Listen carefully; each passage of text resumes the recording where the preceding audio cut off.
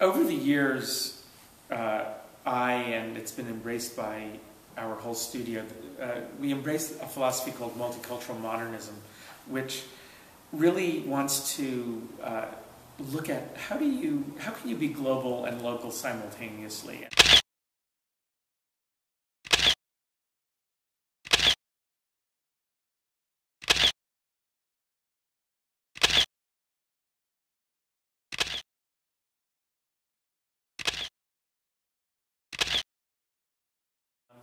I taught at Ahmadu Bello University in northern Nigeria and was at the School of Architecture back in the mid-late 70s. I designed a theater, an experimental theater.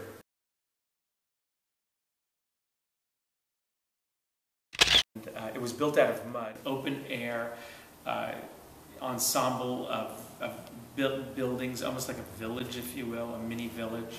And it allows the students to take over the space and for them to experiment with it as they produce their plays. And one of the things that we did was I invited the best local bas-relief artists, which is a local traditional form of art where they emboss mud patterns and forms onto the exterior of the facade. And that was the very first time I collaborated with artists, and it was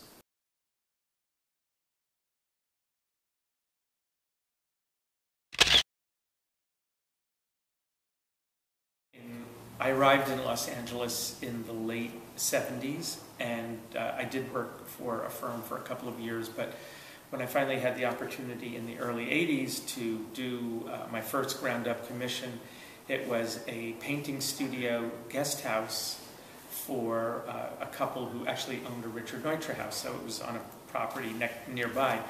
I was interested in shade and shadow and moving patterns of light, and large solid walls played against an explosion of glass and steel.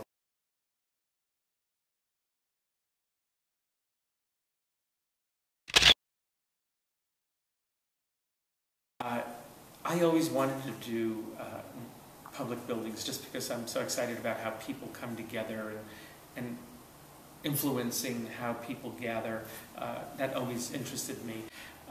It was in a very challenging neighborhood where it was a very rough neighborhood. The Department of Recreation and Parks was very concerned with security, durability, graffiti, etc. So I designed a concrete block structure. I decided that was one way to keep within the economics of the budget, but also as a way to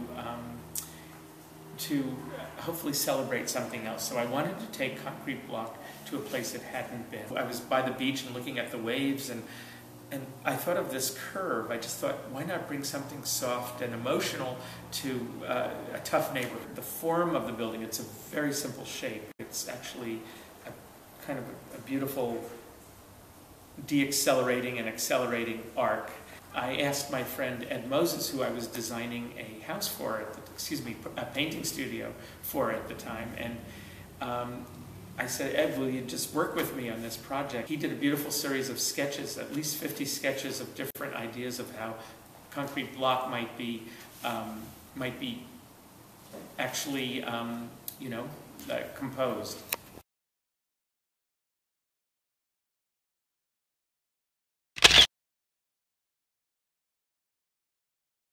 I brought in a lot of ideas I had been thinking about, living with. Feelings and experiences I had in Africa even came to the fore. So I was very interested in creating an environment where the outdoor spaces would be as defined and as important as the indoor spaces. I was able to save 3 large trees on the site and actually designed and fused the courtyards together, saving those trees. So it's very much a courtyard house. You have that fusion of indoor and outdoor space.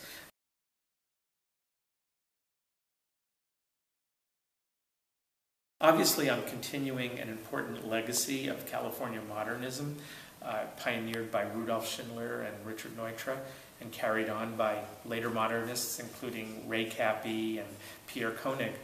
But I took it to a kind of a new step of size and minimalist, if you will.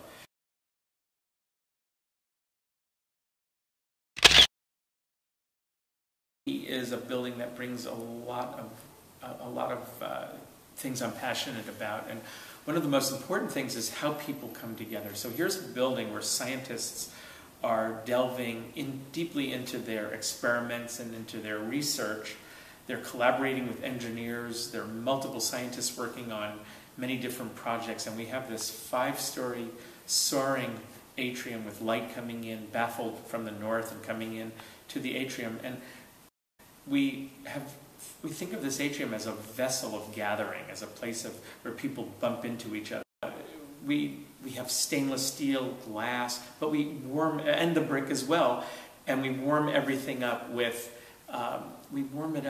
wood. And honestly, I've been very interested in that idea of how do you take kind of futuristic technical materials such as stainless steel and counterpoint it to the natural materials such as brick and wood. And that actually happens also in 700 Palms, our house.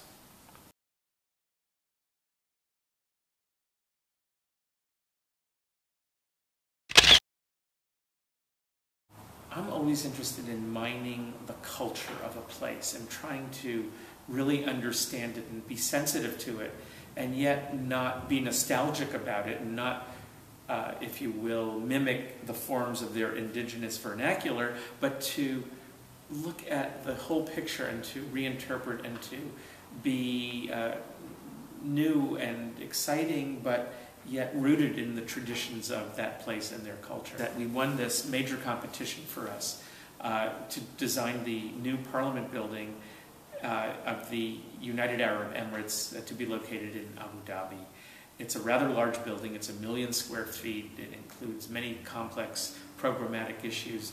But because it was a very important symbolic building, if you go and look at the very important buildings of Islam throughout the Middle East, they often are symmetrical. So we didn't run away from that. We actually delved into it.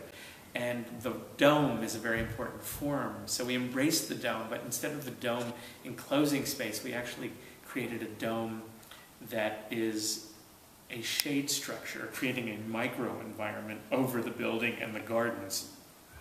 And the dome itself, made out of precast white concrete, will cast shadows onto the surface of the white marble of the council chamber building. And this in turn will have a very subtly moving pattern of Islamic motifs that, again, it's a reinterpretation of tradition, and that's exciting to me.